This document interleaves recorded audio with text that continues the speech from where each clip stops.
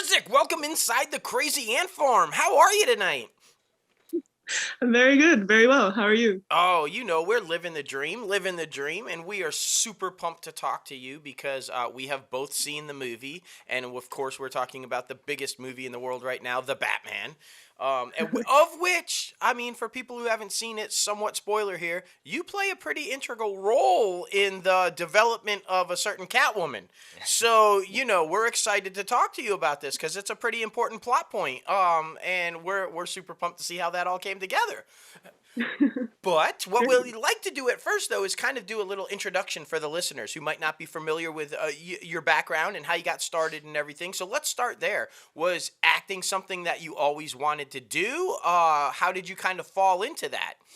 Well, anyone that's listening that's from East Europe, I think would know that if you're from East Europe, your parents don't want you to do the arts, probably. Don't want you to do, don't want you to be an actor, don't want you to be an artist, don't want you to be any of those things. So I never really considered it a career option until, I mean, I've always wanted to do it. I've always loved movies, but I thought it was just completely unrealistic. There was no one around me sort of going into that or doing that. And then when I was 17, I was doing so badly in school that I was just like, you know what? Why don't I try doing this thing? You know, when you're young and you're super confident and you think you're immortal and you have like this crazy adrenaline.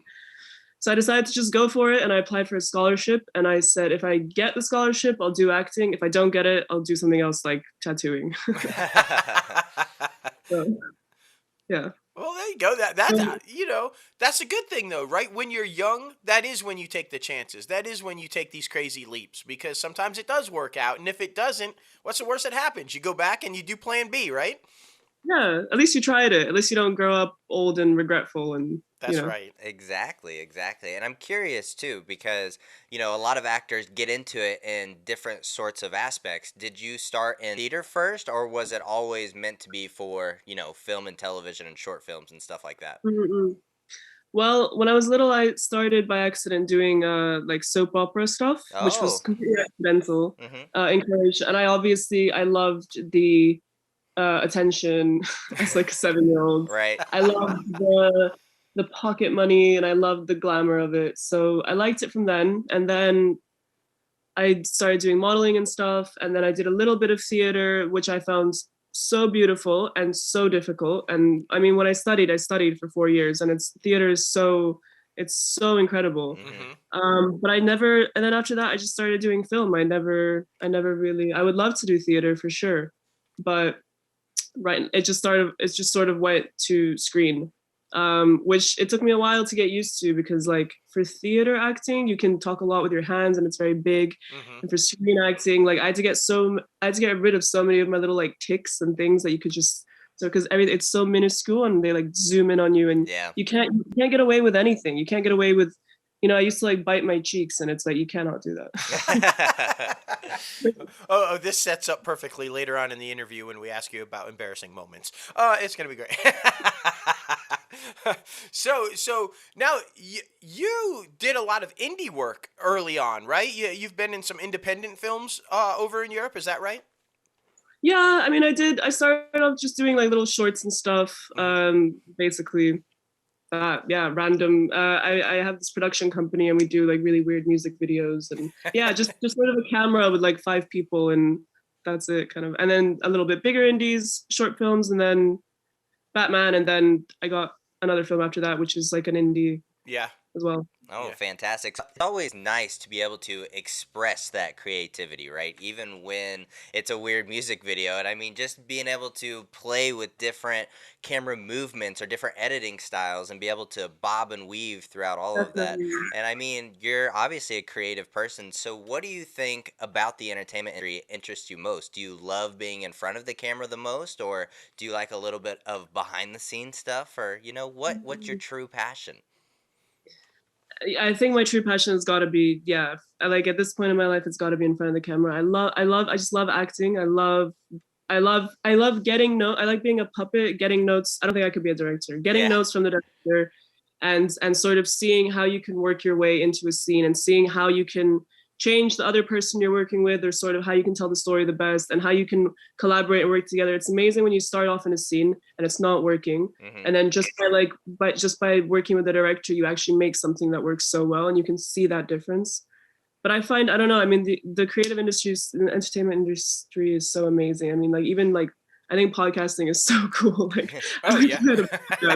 it's so cool. Well, Like, I think, it's yeah, been huge like, for us. I can tell you that. It's been really good for us it's as just so as different. filmmakers, because we've been able to establish a lot of connections throughout the entertainment industry because of the Yeah, podcast. Which, when you're a filmmaker, it's all about connections, right?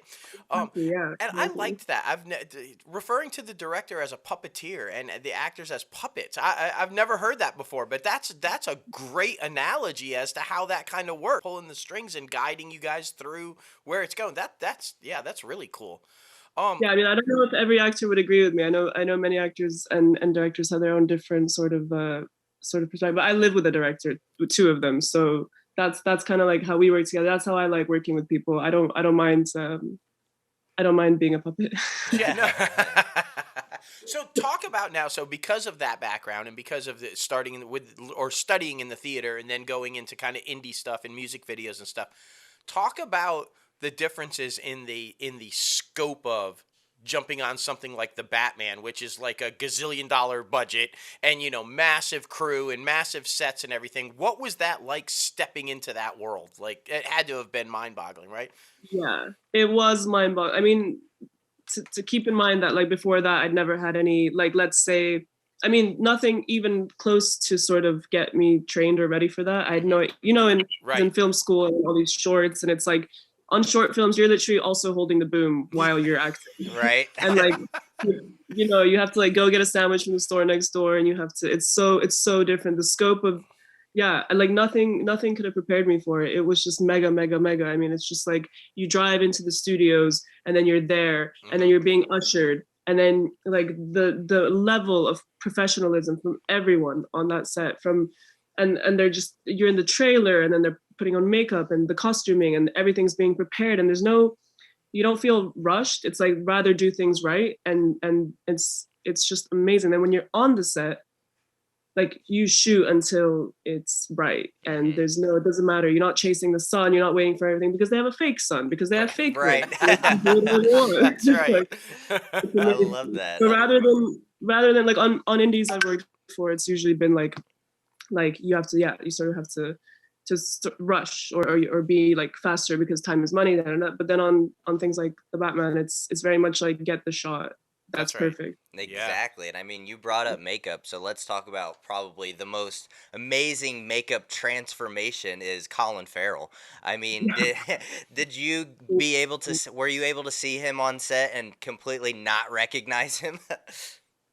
I mean, we got in one of the scenes with the photographs where Yep. me and the mayor are leaving. He's in that scene, so, and that was actually quite a long time that we were there. So I got Yeah. to speak to him. Obviously, I knew it was him in prosthetics, but honestly, the dude was just, it was just as if he was, at a gas station filling up gas. He was literally like talking completely normally Yeah. in his own Irish accent, though. But dressed as the penguin. His transformation is incredible. And then you see him and he's so nice and talkative and himself and optimistic. And then he turns into the penguin, which is possibly one of the sickest villains in the Batman. Oh, for sure. Right. For sure. And I Yeah. mean, I love But the transformation they did with this one with like the mobster aspect, because I love old yeah, time gangster films, and I love how this basically, you were comparing it to like Seven meets like The all Godfather, the yeah. Godfather, like all these yeah, different movies, and I love how like grounded this film is. It's so set in reality, where we see all these other superhero movies that are just like boom, explosions, outer space, all this stuff. But this could happen in real day life. Like, yeah. Batman could be in New York City fucking beating up motherfuckers. Like, you never know. So talk about Matt Reeves a little bit and his approach, because I mean, lifelong comic book fans here and superhero like type movies and stuff.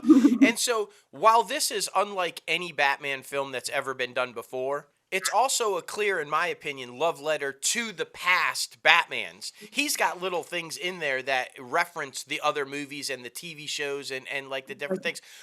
How was it like working with him, and what was it approach? Could you tell he had like this passion for the character and for the story and for what he was trying to do? Yeah, 100%. I mean, as you say, it's great that you, I, them, he, Robert Pattinson, all these people. It's great that in the bottom of their hearts, they're all comic book nerds. So the level of passion, you're making a film like this to be a comic book nerd since you were like 12 or 10, and to have watched all the Batmans and to be in love with the universe, it really shows. And for Matt Reeves, what I really, really, really like and respect about him is just his level of commitment and his level of awe and respect for what has come before, and his new vision of how to take that and make it, because he knows what the audience wants and he knows what the audience doesn't want coming in from this. They don't want like a Dark Knight 5.0. They want like this new thing, when then this different side of him and this different world that is, as you say, very grounded. And I think he's an amazing director. Once again, I think it's so important for directors to have like energy and passion on set and to be like upbeat. And that's exactly what he is. And he'll come up to you and he'll tell you things, and he takes his time. He wants to get the shot right. So he'll tell you what he wants, and he'll come and he'll talk to you, and he'll set the scene, and he's just so, you can tell he cares. This project is 100% literally from his womb. It's like his child. It's like you can tell every single detail is completely thought out. I was filming the scene where I'm dead in the car. I don't know if you saw that. Oh yeah. Yes.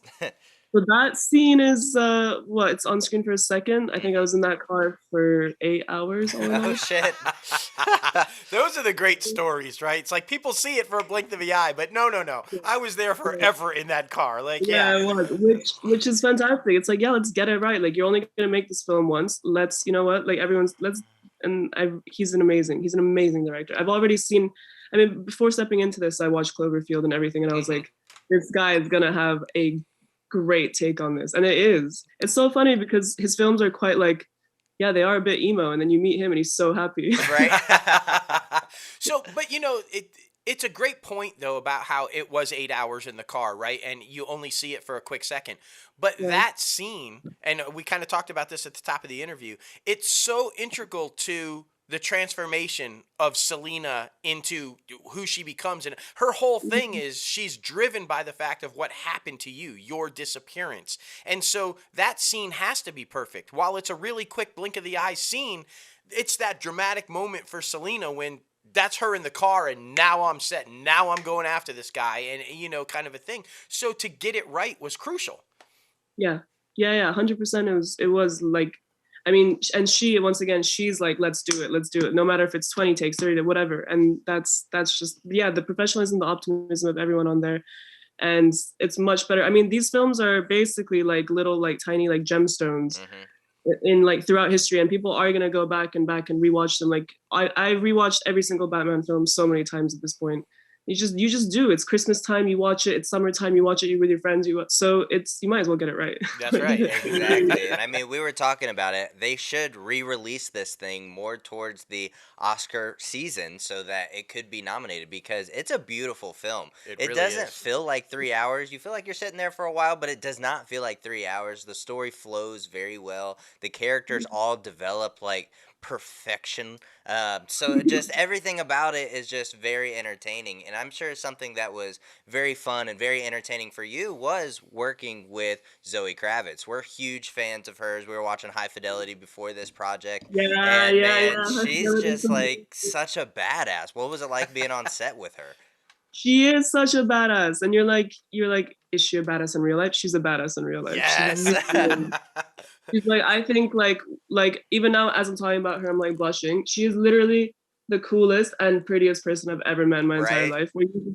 You're just like, I think for the first 2 seconds I was being like super sneaky and like nerdy about it, but she's amazing. We were there for a while and we were talking about acting, and then we would have a lot of time between takes. And my favorite part of working with her was that we sat by the radiator when we had to do this long period of waiting for them to see, like watch through the tape. And it was just me and her, and we were sitting and we talked about literally everything for 2 hours. Astrology, you know, ascending signs, Coney Islands, then New York versus London, then all the delis, and like, you know, just everything, dogs, cats, rain, blah.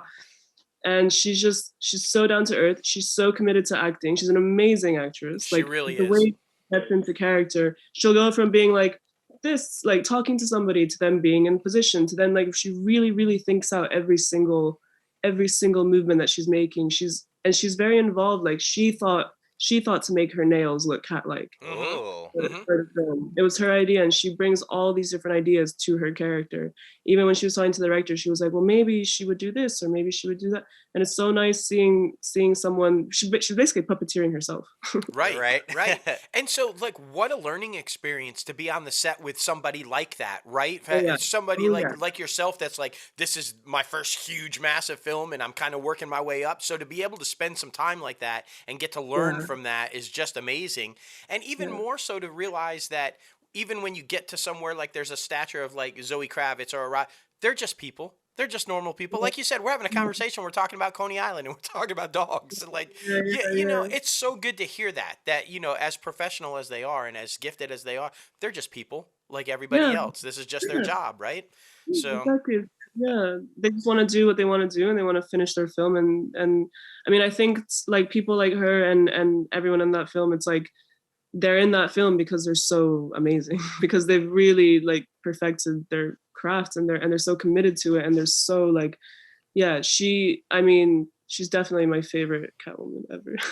well, Agreed. and you are in that movie also for those very reasons. I mean, as we've discussed and as we've talked about, Matt Reeves is very much a passionate guy towards this project. It's been a lifelong project of his. He was so, you know, when the casting process started, he was very specific. They were very like, you have to be this, you have to be this to get. So kudos to you, because obviously for you to get into this film and the things that like you were talking about, you obviously impressed Matt Reeves. You obviously were the person for his passion project. So congratulations. That says a lot about your skill and where you're headed in this industry. You're making me blush. No, but like, to be completely honest with you, like because I didn't get to read the whole script, right? So I just knew that like we were best friends, and like that, like me and her, like that kind of story. But basically, because I wrapped filming last February, and this came out now, so a year, for an entire year, because I had no idea what the script was saying. I was like, oh my God, I'm gonna get cut. They've definitely cut me. I'm gonna get cut. Like, for 1 year. For 1 year. And then I watched the movie and I was like, okay, so it's a big part of the script, so maybe not. Yeah. But for a year, like I was like, not only do you have to keep the whole thing secret, but you have to wonder the whole time whether you're hitting the cutting room floor. That's kind of like, that's some stress.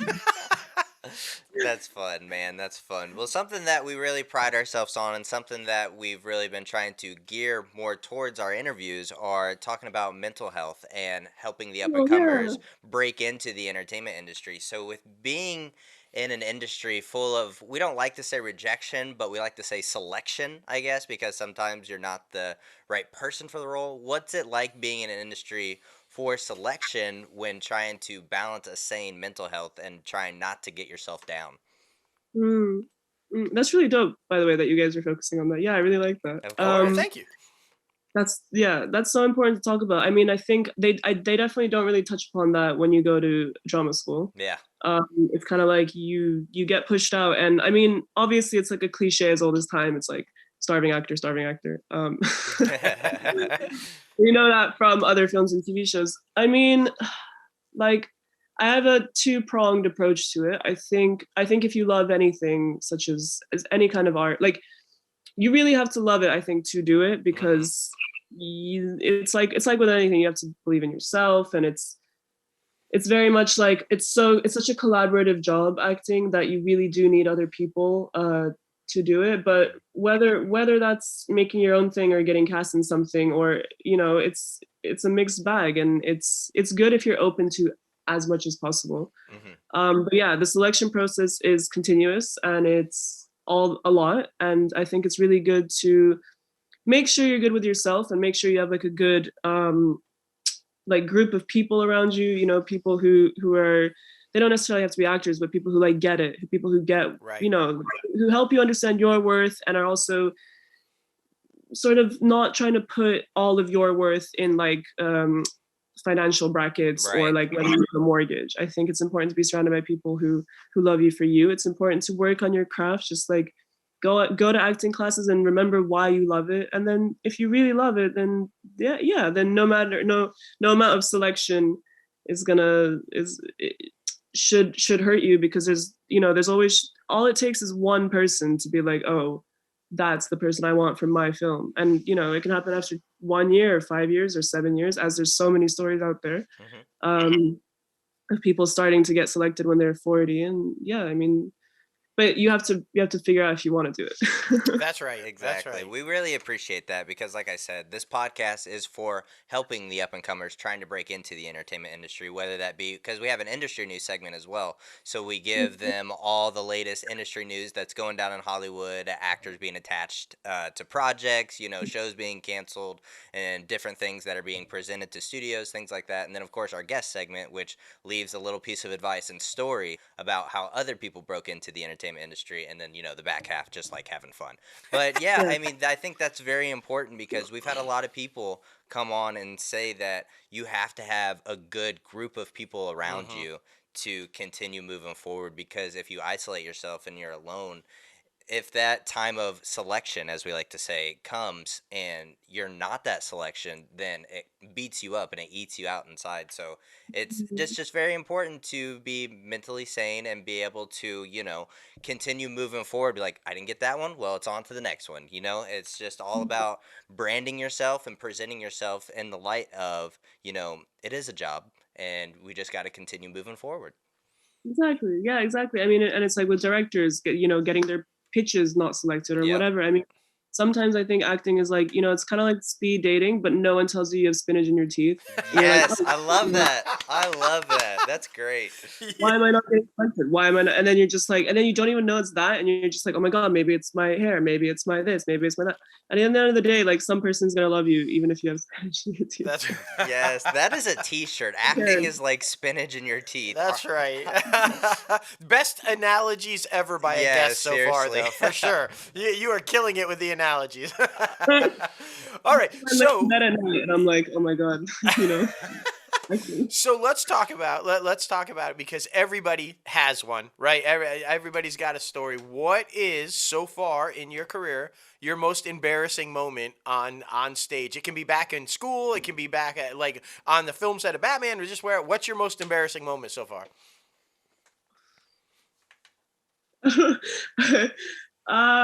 I think I'm not gonna name what it was for, but it ended up well. Okay. But I'm pretty sure because I had a Zoom audition Mhm. a year ago or something. This is the only one off the top of my head. I'm sure I've been in a million awkward situations. It follows me like this aura of awkward situations. But basically, I had this Zoom audition. I was in a dress because it made sense for the character, and I 1,500% flashed the Oh. entire Oh like no. director, casting director, everyone who was on the Zoom, 1,000%. And I knew it because they were like, because we went from having a really flowy conversation to having because I think I crossed my legs. It was like a that kind of thing. You know what I mean? Oh Yeah, goodness. yeah. Yeah. Uncross your legs, and it's just, you don't realize yeah. So the conversation was awkward. Then it smoothened out, and then ended up okay. But yeah, I was like, I don't know. You're like, Oh, shit. cool. Well, yeah, Shit. all kinds of things there. What are they thinking now? Are they thinking I'm attempting this did it on on purpose? purpose. Exactly. Yeah, a whole basic instinct move. Like, what is Exactly, going on? that's exactly what I was thinking. Yeah, but Yeah. luckily I was wearing underwear, which is good, and I was also wearing nice underwear. Like, imagine if it had holes. Imagine if it was like SpongeBob. Imagine if it was like, Yeah, that's right. You had some big granny panty SpongeBob pants on. That would have been, oh my gosh, yeah. Oh Well, my I love the goodness. humor, though, that you were able to, like, say, hey, okay, that was awful, but it worked out and it was all good. And I think it says a Yeah. lot for you and for them that they were able to them, just, yeah. to look past that and go, no pun intended, look past that and say, okay, this is a good audition. Like, yeah, exactly. good story, Yeah. good Oh my story. goodness, that is so freaking hilarious. Something else we like doing at the end of our interviews is asking what shows and or obviously movies are you watching right now? Is there something that you are just obsessed with and that are binging? Yes, I think I'm like 80% of the population right now. I'm binging Euphoria. Yes. It's awesome, right? This guy hasn't Oh started my season god. 2. This guy Uh, has not I started haven't season started 2. season 2 yet. I know. Look at that. has it all been spoiled for you? Do you know how it ends? No. I've been doing really well with kind of staying away from everything. So I've been like hushing him Wow. up, like you know. Yeah, it's Wow. so hard not to talk about I it know. because It's so hard not to talk about it. And you also download every single song onto your Spotify, Oh, and facts. it's right. yeah, Yeah, the music is absolutely phenomenal. I mean, it's without doubt. everything. Yeah. Yeah. I do my hair based on it and makeup based on it. I love Euphoria. I've been watching. Yesterday I watched Black Hawk Down. I think tonight I'm going to watch Red Rocket, the new. Yeah. Have you guys seen Okay. it? Yeah. No, I haven't have seen it not. yet, but No? that's good. It's on the list to watch for sure. Yeah, Yeah. we're going on the we're trying to watch all the Oscar nominated films before the This year. Oscars. Oh, Yeah, so I sick. mean, we're pretty What have you? close. Yeah, we're Yeah. What have you seen? Basically almost all of the Best Picture awards, basically almost all of the best actor. Best Actor and Best Actress. Most that we enjoyed is Coda. Coda we is loved Coda. absolutely amazing if you haven't I seen that haven't one. seen it. Oh, Okay. laugh, you'll cry, like all the emotions, you'll get it in this film. It's Wow. beautiful. Yeah, and there's a Really? couple of really good short films too that we've watched. Audible is really good about a all deaf football team and how they struggle to get through. Yeah, Good. it's really good. So, but yeah, we're just Wow. hammering through. We do a little watch party and we award ourselves a little golden Funko. So. So we try to watch all of them, and we go live with the podcast thing with our watch party. So Oh. yeah, it's fun. Did you guys watch Is Drive My Car?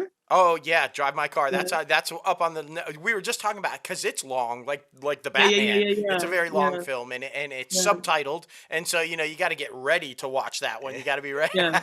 Yeah. Exactly. Yeah, This is so so we're perfect. pumped though. The trailer looks amazing. The cinematography on that one is just beautiful. Yeah, So it's we're pumped to watch beautiful. that one too. Definitely. But Yeah. listen, thank you so much. I'm glad we were able to work out the times because Yes. we really Yeah. wanted to talk to you. You're amazing. Open invite. Anytime you ever want to come back on the podcast, we will make it happen. Yes. If Oh, you I'd just love want to to. talk You about guys are something, great. we got you. If you want to promote anything, we got you. We do a top 5 segment at the end of each of our episodes. This week it is top 5 board games. And just different things like that, mostly entertainment related, but this week top 5 board games because we like to show our personality and our Yeah, of backgrounds course. and where to come from, and so That's so dope. yeah, we like it. But what we like to do is have you obviously leave your social media handles for all of our listeners so they can follow you. Yeah, so it's it's difficult to spell. It's Hana, Hannah, and then it's Hrzic. So there's one vowel in that whole thing. Got you.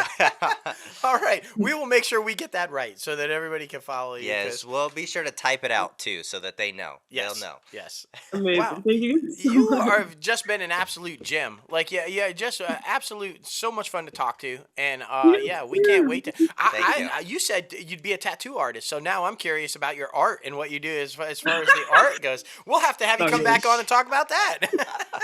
I'll give you a tattoo next time. Yes, hey, I'm all about that. That's cool. I draw too. I sketch also, so yeah, that'd be awesome. We can compare notes. I don't know if you'd want to trust me with a needle, but hell, I'll give you one too. It'll be fine. I'll do it. I want that ant tattoo. Yes, totally. We could Yes. totally do that, and you could give us our ant tattoos. That'd be fantastic. Well, listen, have a great rest of the night, and thank you You so too. much. And we can't wait to have you back on, and continued success with the career because we know you're going to do big and huge things. Thank you guys so much for everything. Thank you so much. Of No course. problem. We'll be talking to you later.